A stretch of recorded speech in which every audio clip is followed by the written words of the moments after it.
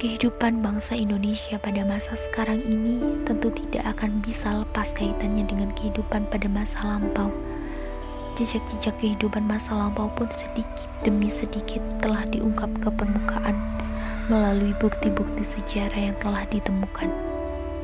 Bukti-bukti sejarah yang merekam kisah masa lampau akan menjadi saksi adanya perubahan, perkembangan, dan perjuangan bangsa Indonesia pada masa lalu. Peristiwa yang telah terjadi di masa lampau menjadi kisah bersejarah bagi bangsa Indonesia yang tidak boleh dilupakan. Sehingga patut kita sadari bahwa sejarah Indonesia bukanlah menjadi penghambat negara, melainkan sebagai sumber pendorong negara untuk terus maju dan berkembang. Sebab sejarah inilah yang menjadi gudang penyimpanan berbagai pengalaman hidup yang dapat bermanfaat bagi keberlangsungan kehidupan bangsa Indonesia di masa kini.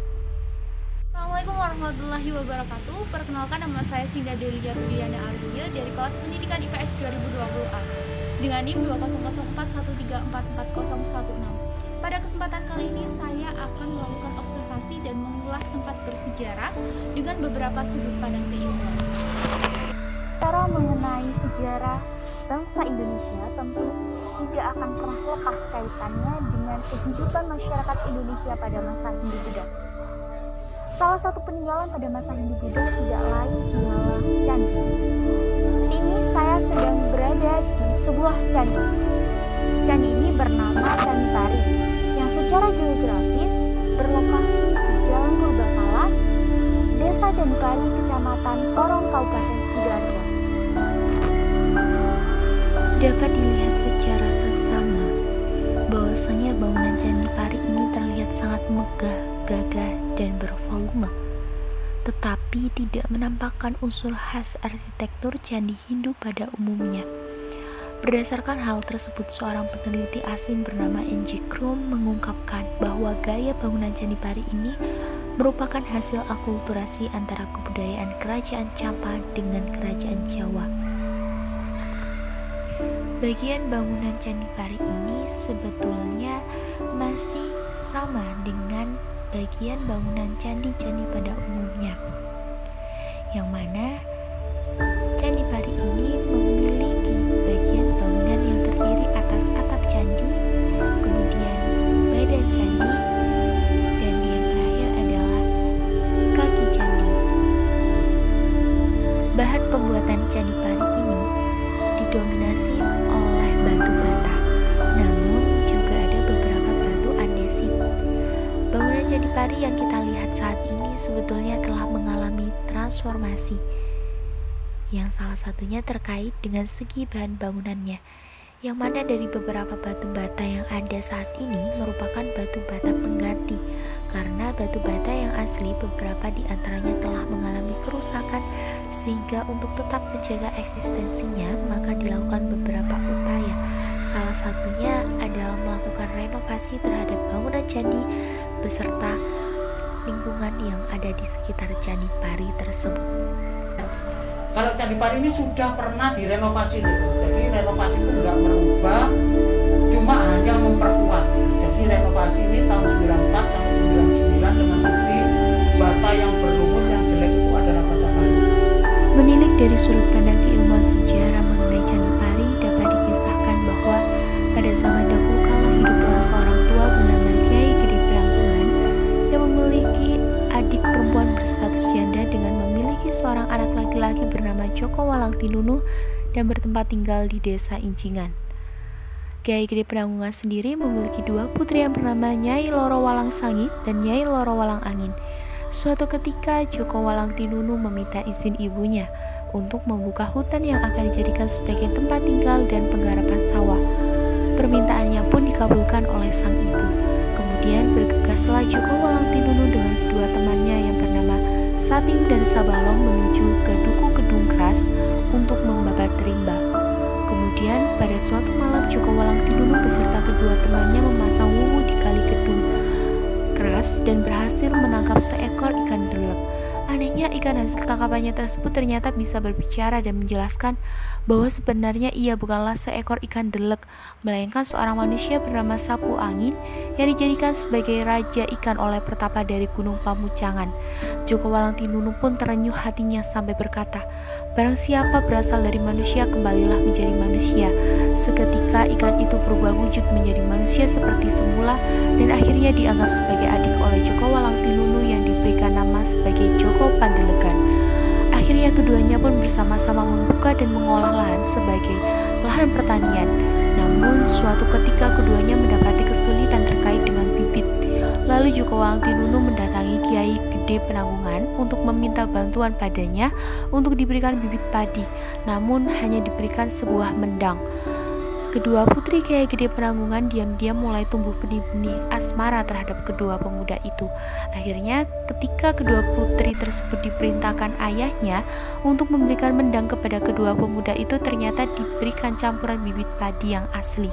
Setelah mendapatkan mendang 1 karung, Joko Walang Tinunu dan Joko Pandelegan setibanya di rumah mereka langsung menyebarkan mendang tersebut. Hingga keesokan harinya ternyata tumbuhnya sangat baik dan seperti bibit sesungguhnya. Kemudian Joko Walang Tinunu dan Joko Pandelegan kembali mendatangi Kiai Gede Penanggungan untuk meminta izin kepadanya agar kedua putrinya membantu mereka menanam padi. Namun permintaan keduanya pun tidak disetujui oleh Kiai Gede Penanggungan karena kedua putrinya akan dipinang oleh Raja Belambangan. Hingga akhirnya kedua putri Kiai Gede Penanggungan itu pun melarikan diri dengan menyusul kedua pemuda tersebut.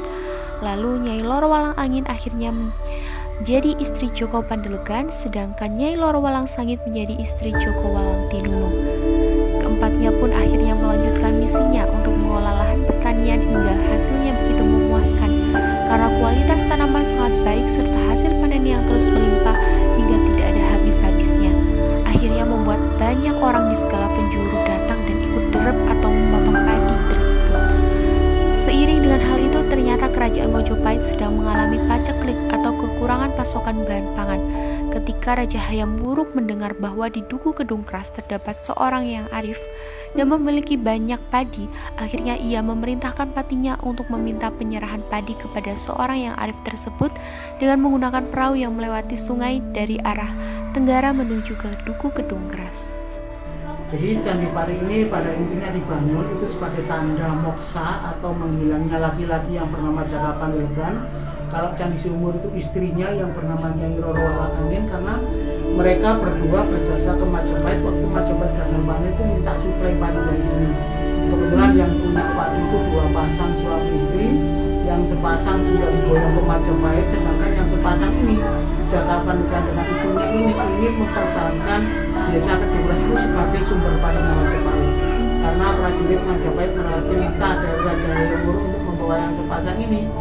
Dari diajak baik-baik sampai dipaksa dia menolak, kemudian dia ditangkap. Setelah ditangkap itu, sebelum meninggalkan Desa Kedung Kras untuk yang terakhir kalinya, Jaka Pandelegan pengen masuk ke lumbung padinya. Jadi sebelum ada candi itu adalah lumbung padi. Kemudian istrinya minta izin untuk mengambil air di sumur. Setelah dikasih kesempatan seperti itu, keduanya tidak kembali. Jadi Jaka Pandelegan moksa di tengah lumbung padinya, istrinya moksa atau menghilang di sekitar sumur tempat ia mengambil air. Jadi untuk tanda moksanya sepasang suami istri itu, Raja Hayam Wuruk menyuruh membangun 2 buah candi. Tempat moksanya Jaka Pandelegan dinamakan Candi Pari ini, tempat moksanya Nyai Roro Walang Angin dinamakan Candi Sumur. Setelah dibangun, Candi Pari ini difungsikan untuk tempat sembahyangnya orang Hindu sampai sekarang. Jadi Candi Pari ini adalah candi Hindu, cuma orang Candi Pari nggak ada yang beragama Hindu. Jadi yang melakukan kegiatan di sini dari luar desa Candi Pari. Dan Candi Pari ini dari segi bangunan itu beda dengan candi-candi Majapahit lainnya, karena waktu pendirian Candi Pari ini di Campa ada perang saudara, banyak pengungsi Campa yang dikasih lokasi pengungsian di sini. Jadi sebagai rasa terima kasih dia ikut membangun Candi Pari ini. Makanya Candi Pari ini mengadopsi gaya bangunan dari Campa, dan di atas pintu masuk itu ada pahatan tahun pendirian Candi Pari. Jadi yang artinya Candi Pari ini dibangun pada tahun 1371 Masehi. Dengan ukuran candi lebar 14,26, panjang 16,63 dan tinggi 13,80 cm. Pada masa siapa Pak itu? Raja Hayam Wuruk. Wah, Hayam Wuruk dibangunnya itu. Waktu menghilang itu juga waktunya Hayam Wuruk Pak? Enggak. Jadi dia menghilangnya itu waktu akan dibawa prajurit-prajurit ke sana itu. Mungkin ya, kalau mungkin orang dulu kan punya daya kekuatan tertentu. Tapi kalau saya mungkin dulu orang itu menyiapkan lorong, mungkin jalan rahasia. Jadi dia mungkin kalau mau misalkan dikejar musuh atau apa, dia bisa menyelinap dan masuk lari ke tempat yang aman melalui jalan itu, jalan rahasia mungkin loh. Tapi kalau dari segi mitos itu orang sini menyebutnya moksa. Nyatanya dari sejarah berdirinya Candi Pari ini tidak terlepas dari faktor geografi yang menyelimutinya. Unsur geografi di sini dapat dikatakan sebagai faktor pendorong sejarah Candi Pari. Lantaran berdasarkan Sohibul Hikayat maupun mitos yang dipercayai oleh masyarakat sekitar tersebut, telah dijelaskan bahwa diawali oleh keinginan Joko Walangtinunu yang ingin membabat rimba atau hutan untuk dijadikan sebagai lahan pertanian atau sawah. Maka hal ini menandakan bahwa tanah yang ada di lokasi Candi Pari memiliki jenis tanah yang sangat subur dan cocok digunakan untuk bercocok tanam, utamanya bercocok tanam padi. Adanya faktor geografi juga ditunjukkan melalui fenomena paceklik atau kekurangan pasokan bahan pangan yang dialami oleh kerajaan Majapahit pada masa itu, yang mana terjadinya paceklik itu sendiri dilatar belakangi oleh adanya musim kemarau yang berkepanjangan. Unsur geografi juga terlihat sangat melekat apabila ditinjau dari penggalan cerita sejarah Candi Pari yang mengungkap bahwa kentalnya jalur laut yang mampu menjadi jalur yang digunakan ketika sang pati utusan sang raja Hayam Wuruk menuju ke Duku Kedung Keras untuk meminta padi kepada Joko Walangtinunu dan Joko Pandelegan.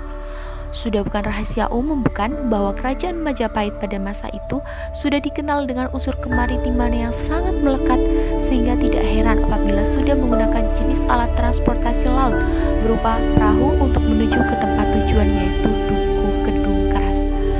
Di sisi lain juga tidak terlepas dari segi geografi pariwisata terkait dengan Candi Pari ini, yang mana di lokasi Candi Pari ini telah disuguhkan taman serta lingkungan yang sangat bersih, sehingga memberikan daya tarik tersendiri bagi pengunjung di luar kesempatannya untuk melihat Candi Pari. Kemudian akses jalan yang diberikan kepada para pengunjung juga cukup memadai karena tidak melewati medan yang berbahaya. Dan tak lupa juga tersedianya fasilitas yang memadai seperti ada lahan parkir, kendaraan, toilet umum, serta adanya bangunan untuk para penjual makanan dan minuman.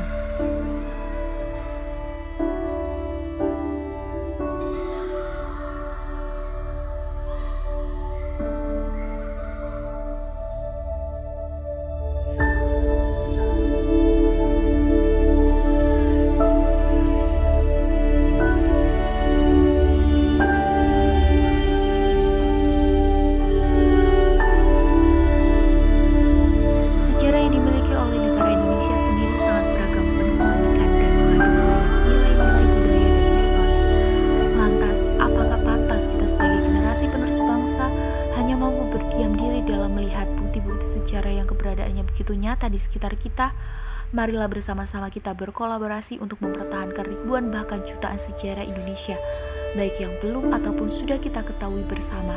Tidak perlu dengan cara yang menyulitkan diri kita, hanya dengan cara-cara sederhana pun kita bisa mempertahankan eksistensi dari sejarah yang ada, seperti halnya mencoba mengenali sejarah Indonesia yang ada di sekitar kalian, serta lebih suka mengunjungi tempat-tempat bersejarah dibandingkan dengan tempat modern. Mencintai budaya sendiri bukan lantas bisa dikatakan kuno dan ketinggalan zaman. Justru mencintai budaya sendiri adalah kekuatan untuk mendobrak budaya asing yang masuk. Citra kemandirian bangsa Indonesia akan nampak